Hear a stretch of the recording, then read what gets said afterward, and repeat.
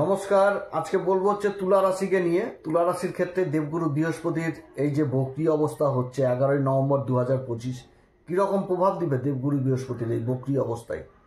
দেবগুরু বৃহস্পতি তুলা রাশির ক্ষেত্রে কিন্তু কারো গ্রহ না, তৃতীয় ঘরের অধিপতি এবং ষষ্ঠ ঘরের অধিপতি। তৃতীয় ঘরটা হচ্ছে দেবগুরু বৃহস্পতির মূল ত্রিকোণ রাশি, যেটা হচ্ছে ধনু রাশি, আর ষষ্ঠ ঘরটা হচ্ছে মীন রাশি, এটা হচ্ছে সাধারণ রাশি। তো দেবগুরু বৃহস্পতি কর্মের ঘর, যেটা হচ্ছে কর্কট রাশি, এই ঘরে উচ্চ অবস্থায় অবস্থান করছে। এবার এই উচ্চ অবস্থায় বক্রী হয়ে যাচ্ছে দেবগুরু বৃহস্পতি। তো দেবগুরু বৃহস্পতির এই বক্রী অবস্থা তুলা রাশির ক্ষেত্রে কোন দিক থেকে লাভ দিবে, আবার কোন দিক থেকে বিশেষ সাবধান এবং কোন বিশেষ উপাচার করতে হবে, এগুলো সমস্ত কিছু আজকের ভিডিওতে তুলে ধরব। তো অনুষ্ঠানটি শুরু করার আগে সবার প্রথম বলি যে এটা কিন্তু গোচরের উপরই আলোচনা করা হচ্ছে, চন্দ্র রাশি অনুসারে, কারো কোনো রকম ব্যক্তিগত কুষ্টি ধরে এটা কিন্তু আলোচনা নয়। তো যাই হোক, দেবগুরু বৃহস্পতি তুলা রাশির ক্ষেত্রে কারো গ্রহ না, কিন্তু কেন্দ্রে অবস্থান করছে। আর কেন্দ্রে এতদিন বক্রী ছিল না, এবার বক্রী হয়ে যাচ্ছে। এখানটাতে বক্রী হচ্ছে। আবার এই যে বক্রীর সময়সীমা 11ই নভেম্বর থেকে একদম 2026-এর 11ই মার্চ পর্যন্ত 120 দিন বক্রী অবস্থায় থাকবে। তার মধ্যে উচ্চ অবস্থায় 25 দিন বক্রী থাকবে একদম ডিসেম্বরের 5 তারিখ পর্যন্ত। তারপর আবার ব্যাক গিয়ারে পিছনে চলে আসবে, সেটা হচ্ছে মিথুন রাশিতে। ভাগ্যের ঘরে দেবগুরু বৃহস্পতি অবস্থান করবে। তো বক্রীর এই যে অবস্থা দেবগুরু বৃহস্পতির, এটা কিন্তু দুই ভাগে এবার বিভক্ত। একটা হচ্ছে উচ্চ অবস্থায় বক্রী, আর একটা হচ্ছে নর্মাল অবস্থায় বক্রী। তো শুভ গ্রহ যখন বক্রী হয় তখন তার শুভ ফলে বৃদ্ধি পায়। আর দেবগুরু বৃহস্পতি কি শুভ গ্রহ? আমাদের জ্যোতিষশাস্ত্র বলছে দেবগুরু বৃহস্পতি এবং শুক্র হচ্ছে সব থেকে শুভ গ্রহ। জ্যোতিষশাস্ত্রে আচার্যের ভূমিকা পালন করে। তো দেবগুরু বৃহস্পতি বক্রী হয়ে যাওয়া মানে তার শুভ ফলে যথেষ্ট বৃদ্ধি হয়ে যাওয়া। কিন্তু আগে বললাম যে দুরকম প্রভাব, উচ্চ অবস্থা এবং নর্মাল অবস্থা। তো দেবগুরু বৃহস্পতি যে মুহূর্তে বক্রী হচ্ছে সেই মুহূর্তে যে নক্ষত্রে থাকছে সেটাও কিন্তু আবার নিজের নক্ষত্র, পুনর্বসু নক্ষত্র। পুনর্বসু নক্ষত্রের চতুর্থ চরণে বক্রী হচ্ছে দেবগুরু বৃহস্পতি, এবং যে নবাংশটা পাচ্ছে সেই নবাংশটাও হচ্ছে কিন্তু কর্কট নবাংশ, বর্গোত্তম অবস্থা দেবগুরু বৃহস্পতির। এটা তো দেবগুরু বৃহস্পতির হয়ে গেল। এবার তুলা রাশিতে কি শনি কারক গ্রহ, শনিও তো বক্রী অবস্থায় রয়েছে। শনি কোন নক্ষত্রে অবস্থান করছে বক্রী অবস্থায়? ওই পূর্বা ভাদ্রপদ নক্ষত্রে অবস্থান করছে বক্রী অবস্থায়, এবং অবস্থান করছে মীন রাশিতে, সেটা হচ্ছে কি ষষ্ঠ ঘরে। তো ষষ্ঠ ঘরে বক্রী অবস্থায় অবস্থান করছে, এবং যে নবাংশটা পাচ্ছে পূর্বা ভাদ্রপদের চতুর্থ চরণ, সেটাও কিন্তু আবার কর্কট নবাংশ। অর্থাৎ এই সময়কালে এই তুলা রাশির উপর বিশেষভাবে প্রভাব পড়বে দেবগুরু বৃহস্পতির এই বক্রী অবস্থা, উচ্চ অবস্থায়। গ্রহ যখন বক্রী হয়ে যায় তার তো চেষ্টা বলে বৃদ্ধি পায়। তো দেবগুরু বৃহস্পতি কি শুভ গ্রহ? তো শুভ গ্রহ যখন বক্রী হচ্ছে তখন তো তার শুভ্রতা তার যথেষ্ট বৃদ্ধি পাবে। এই সময়কালে নৈতিকতা, আত্মসমীক্ষা, এগুলো যথেষ্ট বৃদ্ধি পেয়ে যাবে। ধর্ম, তারপরে আধ্যাত্মিক অন্তরের যে চেতনা, এগুলো যথেষ্ট বৃদ্ধি পাবে এই সময়কালে শুভ অবস্থায় বক্রী হয়ে যাওয়া।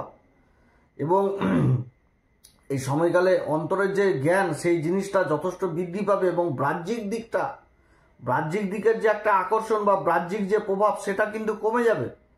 বাইরের রূপ দেখার আগে ভিতরের রূপকে দেখবে।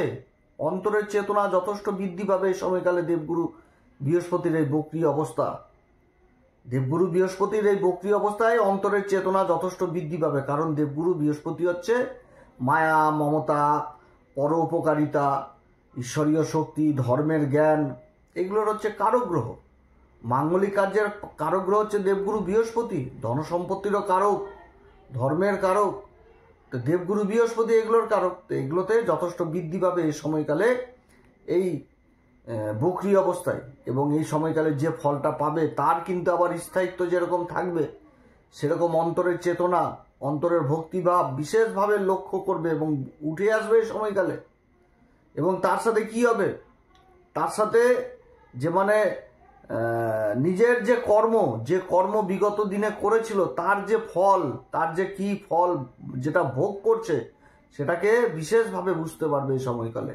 যে আমি যে আমার কর্ম করেছি, সেই কর্মের যে ফল, সেটাকে যে আমি ভোগ করছি, এবং তার মধ্যে যে যে ব্যাপারটা, যে আগামী দিনে আমি কিভাবে চলবো, তার যে একটা জ্ঞান, সেই জ্ঞানটা কিন্তু পাবে এই সময়কালে এই তুলা রাশি।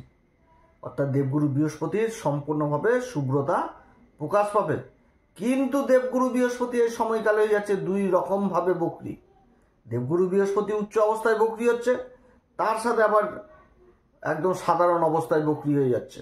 বৃহস্পতি যখন উচ্চ অবস্থায় বকরি হচ্ছে, এটা প্রভাব কিন্তু ভালো না। দেবগুরু বৃহস্পতি উচ্চ অবস্থায় বকরি থাকবে 25 দিনে। 25 দিন কিন্তু এই তুলা রাশিকে একটু বিশেষ সাবধান থাকতে হবে।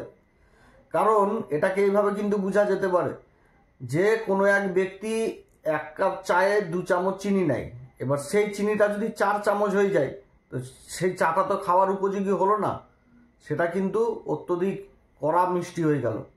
সেরকম যে কোনো পিতা যদি তার সন্তানকে স্নেহ করে, তো সেই স্নেহ যেরকম পরিমাপ হয় না, তো সেরকম কিন্তু সেই স্নেহ দেখা গেল আবার অন্ধভক্তি হয়ে গেল, যে ধৃতরাষ্ট্রের মতন অন্ধ মানে সন্তান প্রেম, যার জন্য কিন্তু মহাভারতও হয়ে গেছে।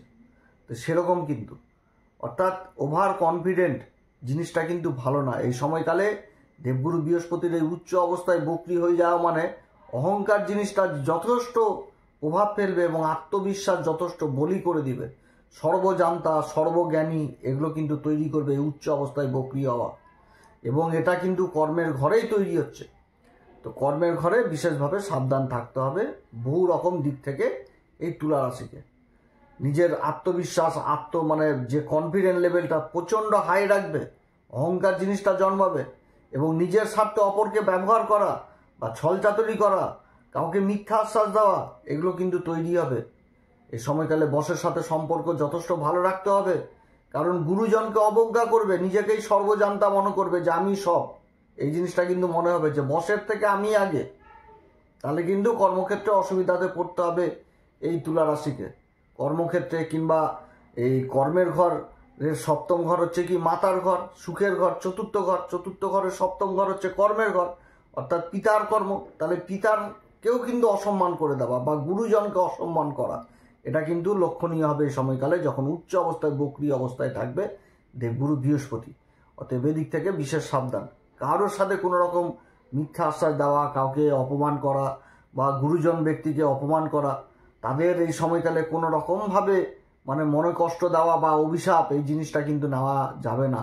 তাতে কিন্তু আগামী দিনে এর ফল ভোগ করতে হবে তুলা রাশিকে। এদিক থেকে বিশেষভাবে সাবধান। তারপরে যখন ডিসেম্বরের 5 তারিখে এই দেবগুরু বৃহস্পতি বকরি অবস্থায় ভাগ্যের ঘরে চলে আসবে, তখন কিন্তু দেবগুরু বৃহস্পতির দৃষ্টি রাশির উপরে থাকবে। সেরকম থাকবে একদম সপ্তম দৃষ্টি দিয়ে দেখবে নিজের মূল ত্রিকোণ রাশি ধনু রাশিকে, এবং নবম দৃষ্টি পড়বে একদম শিক্ষার ঘরে। চারিদিক থেকে কিন্তু একটা জয় জয়কার হবে এই তুলা রাশির, চারিদিক থেকে একটা উন্নতির সময় চলে আসবে। শুধু এই কটা দিন একটু ধৈর্য ধরে প্ল্যান মাফিক, পরিকল্পনা মাফিক চলতে হবে এই সময়কালে এই তুলা রাশিকে। যে কোনো ডিসিশন ধৈর্য সহকারে নিতে হবে তুলা রাশিকে। এবং কোনো মানে অনেক রকম প্রবচনা, কারণ চতুর্থ কর্মের ঘরে দেবগুরু বৃহস্পতি বকরি হচ্ছে উচ্চ অবস্থায়, তার দৃষ্টি থাকবে সপ্তম ঘরে। বন্ধু বান্ধবদের কথায় পাল্লা দিবে, বন্ধু বান্ধব যেটা বলবে সেটাই ঠিক, সেখানটাতেই ডিসিশন ভুল নেবে এবং ইনভেস্ট করে ফেলবে। সেইখান থেকে যথেষ্ট সাবধান। কর্মক্ষেত্রে মান সম্মান নিয়ে টানাটানি হতে পারে, অত্যধিক অহংকার, অত্যধিক সর্বজান্তা জিনিসটা হয়ে যাবে, যে আমি সব কিছু জানি, এরকম কিন্তু একটা ভাব আসবে এই সময়কালে যখন উচ্চ অবস্থায় বকরি থাকবে। আর যখন নর্মাল অবস্থায় চলে আসবে, তখন যা যা বললাম তার বিপরীত হতে থাকবে। অর্থাৎ চতুর্দিক থেকে একটা উন্নতির জায়গাতে যাবে এই তুলা রাশি। শুধু যে কয়েকদিন উচ্চ অবস্থায় বকরি হয়ে থাকবে, সেই সময়টুকু নিজের প্ল্যান মাফিক চলতে হবে, পরিকল্পনা মাফিক চলতে হবে, মাথা ঠান্ডা করে চলতে হবে, গুরুজনদের আশীর্বাদ নিয়ে চলতে হবে। গুরুজনদের সাথে যে কোনো কথা বা যেটা হচ্ছে না সেটা মাতব্বরি না করে সেই জায়গাতে একদম ডাইরেক্ট মানে আলোচনার মাধ্যমে এগোতে হবে কর্মক্ষেত্রে, তাহলে কিন্তু উন্নতি পাবে। না তো কিন্তু অসুবিধাতে পড়তে হবে। কারণ দেবগুরু বৃহস্পতি কিন্তু কারো গ্রহ না, কিন্তু দেবগুরু বৃহস্পতি আবার শুভ গ্রহ। শুভ গ্রহের মধ্যে কিন্তু এটা বিশাল ক্ষমতা থাকে। কেন্দ্র অবস্থান করছে, উচ্চ হয়ে গেছে, কিন্তু উচ্চ যদি না থাকতো 1000টা দোষ সমান করতে পারতো। কিন্তু উচ্চ অবস্থায় কিন্তু এরকম প্রভাব দিবে দেবগুরু বৃহস্পতির। আর সাধারণ অবস্থায় যখনই চলে আসবে দেবগুরু বৃহস্পতি, মানে নিজের সিদ্ধান্ত নিতে যথেষ্ট ভালো সিদ্ধান্ত নেবে, সিদ্ধান্তর জায়গা। কারণ নবম ঘরে দেবগুরু বৃহস্পতি কারক হয়ে যাচ্ছে, এখানটাতে উচ্চ অবস্থায় চলে আসবে মিথুন রাশিতে, ভালো প্রভাব দিবে। পিতার সাথে সম্পর্ক, যে সম্পর্কগুলো বিগত দিনে খারাপ হয়েছিল, সেই সম্পর্কের উন্নতি হবে। রাশির উপর দৃষ্টি থাকছে, রাশিকে বিশেষভাবে প্রভাবিত করবে। শিক্ষার দিক থেকে একটা বিশেষ ভালো জায়গায় যাবে। কর্মক্ষেত্রে পদোন্নতি হওয়ার সম্ভাবনা থাকবে। যেই কর্ম করবে সেই কর্মে উন্নতি এবং সেভিংস জিনিসটা যথেষ্ট করতে পারবে এই সময়কালে এই তুলা রাশি। সন্তান যে কর্ম করবে সেই কর্মে উন্নতি। যারা কর্মের সন্ধান করবেন তাদের কর্মের উন্নতি হবে, কর্ম পাওয়ার যোগ হবে।